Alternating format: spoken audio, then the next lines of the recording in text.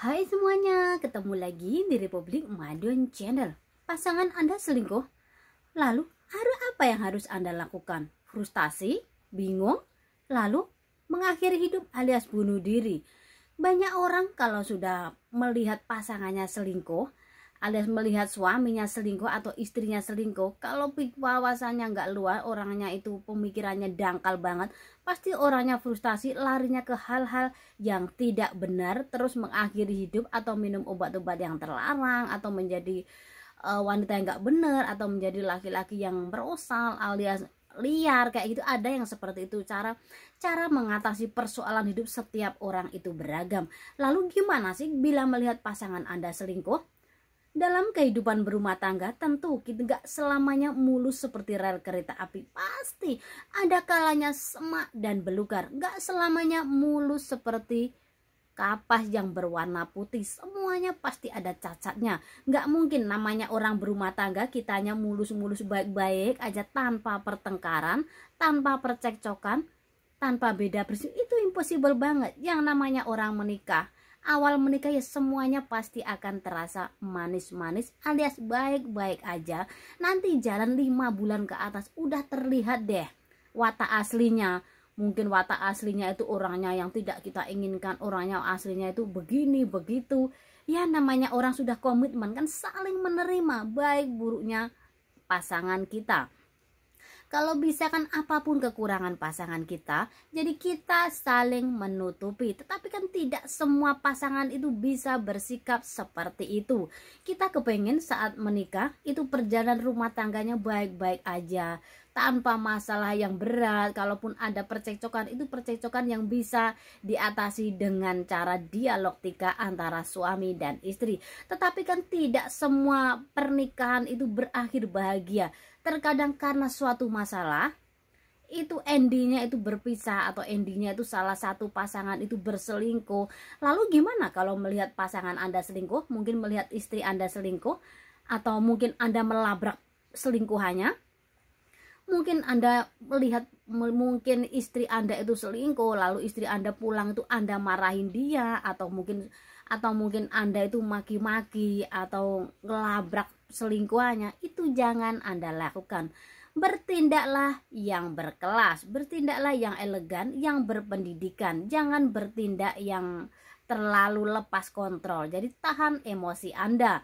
Karena walau bagaimanapun sebejat apapun pasangan Anda, walaupun dia berselingkuh, kalau pasangannya itu cara dialektikanya itu baik-baik, komunikasinya itu baik, pasti mungkin bisa menimbulkan selingkuhannya itu.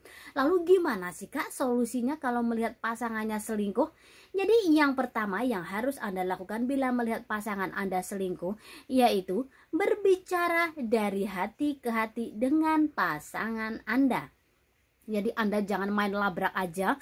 Mungkin istri Anda selingkuh atau mungkin suami Anda selingkuh, pulang kerja Anda langsung mentengkelek. Wah, kamu ini gimana sih Pak? Ma gimana sih?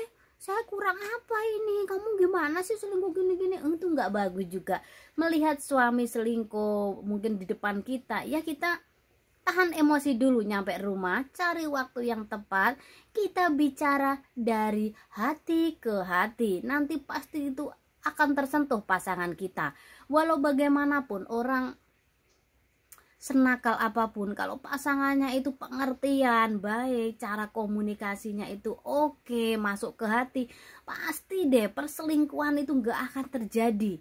Jadi ya Anda itu bicaranya yang baik-baik dengan pasangan Anda. Mungkin lihat pasangan Anda itu tahu lagi gosipnya itu selingkuh atau gimana, kan Anda bisa bertanya baik-baik, atau mungkin ngikutin dia atau gimana. Kalau bener-bener dia selingkuh baru Anda bertindak. Tetapi jangan main labrak, bertindaklah yang berkelas. Jangan bertindak seperti orang yang gak berpendidikan. Jadi laki-laki juga punya harga diri. Yang selingkuhnya dilabrak nanti kan harga dirinya juga jatuh juga. Nanti kan kita nggak ngerti pasangan kita tuh memilih selingkuhan atau memilih kita kan nggak ngerti. Jadi yang pertama itu adalah berbicara dari hati ke hati dengan pasangan kita, dengan jangan menyinggung dia, ngomong yang baik-baik. Dan yang kedua Yang harus Anda lakukan adalah bertanya apa kekurangan Anda pada pasangan Anda sehingga dia berselingkuh. Mungkin pasangan Anda berselingkuh atau mungkin suami Anda berselingkuh saat lagi waktunya lagi oke banget, sikonnya lagi oke, dianya lagi nyantai, nggak lagi emosi, mungkin anak juga lagi tidur. Kitanya bisa bertanya pada pasangan kita, "Pak, sebenarnya ada apa sih? Kok yang saya dengar gosipnya di luaran kok papa selingkuh, itu benar apa enggak?"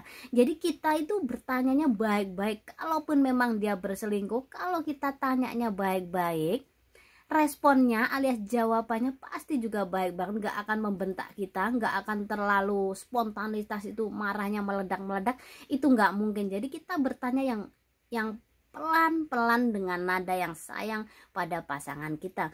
Pertanyaan itu kalau pertanyaannya itu oke, baik, nggak nyinggung, jawabannya pasti juga berkelas juga, jawabannya pasti oke. Kalaupun dia ngaku berselingkuh, ya gimana komitmen Anda kalau Anda bisa menerima pasangan Anda itu sudah berselingkuh karena Anda mikirnya itu sudah panjang pernikahan, sudah jalan belasan tahun, anak udah gede, kalaupun pisah itu malu, apa kata dunia, kasihan anak. Ya gimana komitmen Anda, dialektika kalian gimana, diperbaiki atau menyuruh pasangan Anda untuk meninggalkan selingkuhannya, kan bisa aja. Jadi bertanya tentang kekurangan Anda pada pasangan Anda. Dan yang ketiga yang harus Anda lakukan adalah mengingat masa perjuangan saat Anda menikah. Komitmen Anda bagaimana. Jadi kan Anda itu mungkin melihat pasangan Anda selingkuh saat lagi di rumah, mungkin saat malam hari saat kita mau tidur, apa habis bercinta, kan kita bisa mengingatkan pasangan kita, "Pak, kita udah lama ya nggak ke tempat saat awal kita ketemu. Dulu waktu kita bertemu itu suka banget mengunjungi tempat itu, lupa kita ke sana yuk. Dulu waktu di sana kita berjanji sehidup semati, kita saling komitmen.